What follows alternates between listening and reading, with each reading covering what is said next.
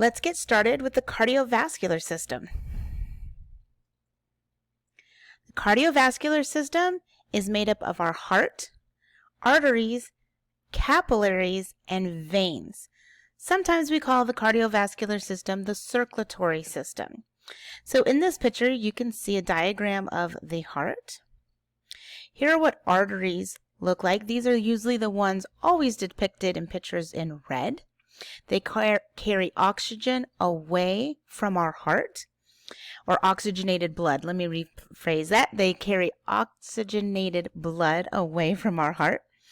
Veins in pictures are usually always depicted in blue, and they carry deoxygenated blood back to our lungs to go to our heart and back out, and it's picked up the oxygen and they go through arteries.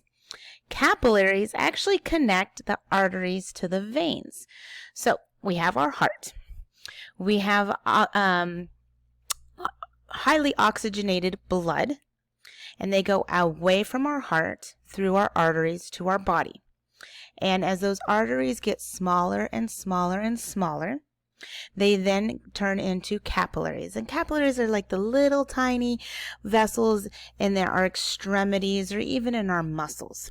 And they're usually about one red blood cell thick or wide. So the red blood cells actually have to march kind of one by one through these capillaries. They can get so small. And then the capillaries get a little bit bigger and bigger.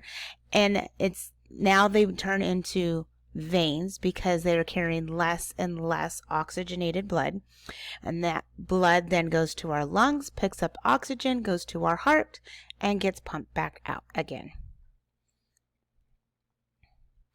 Our cardiovascular system, the purpose of it is to distribute blood to all areas of our body. It delivers things that our body and our cells need.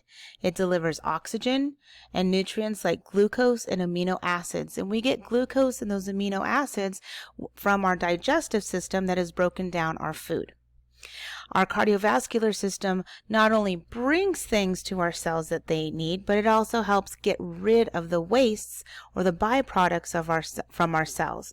Things like carbon dioxide and other digestive waste, not digestive like when we go to the bathroom digestive, but from metabolic waste. And let's see, products from cells and delivers to our lungs, liver, and kidneys for elimination. So we can breathe out that carbon dioxide from our lungs. Our liver and helps to break down things more so we can process them out, and even our kidneys for elimination. We actually pee out a lot of our byproducts or waste from our cellular metabolism. The heart is basically a pump, a muscular pump. We already know it's made of cardiac muscle fibers, and our heart could be called a muscle really instead of an organ because all of that is muscle tissue. Each time the muscle contracts, blood is ejected from the heart and pushed with enough force to go throughout our body and throughout our arteries and then back into our heart. Not that it's still part of the pressure from the heart that helps return the blood back to our heart. Not all because of the ejection from the actual heart itself, but that pressure helps the whole blood process through the whole body. Now I want to note here too in our picture that you can see it doesn't all contract at once. It's kind of like squeezes. And so what you're going to see in a few minutes is we have 4 chambers in our heart.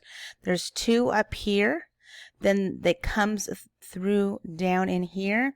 And so it actually squeezes from the top to the bottom and then out of our heart.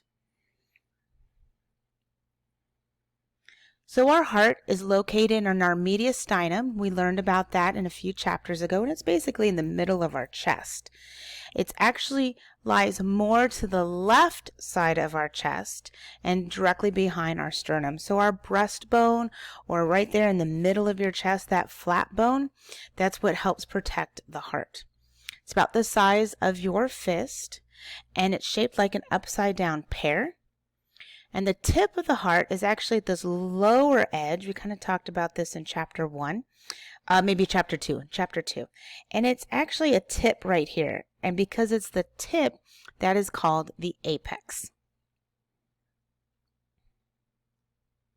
So some pictures from your book. Here's our rib cage. Here's the direct middle, and you can see it lies more to the left. Part of it lies directly in the middle, but mostly to the left.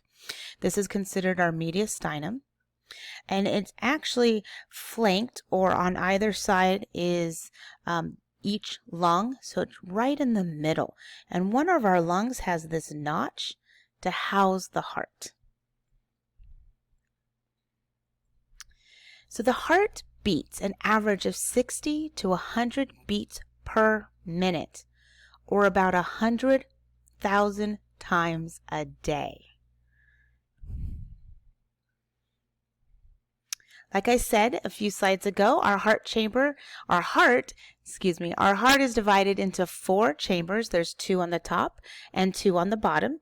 The 2 on the top are called atria or atrium.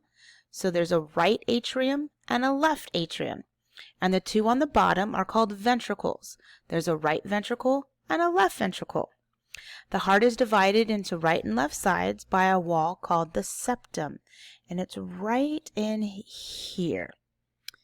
Okay, so a septum, some of you have heard about the nasal septum, or somebody's septum is bent or deviated in their nose. So a septum in anatomy means wall. So this is just literally a wall in your heart, but it's a wall of muscles. Like always, here is a link to a video to learn more about the cardiovascular system, and there will be some questions on your quiz, so make sure you watch it.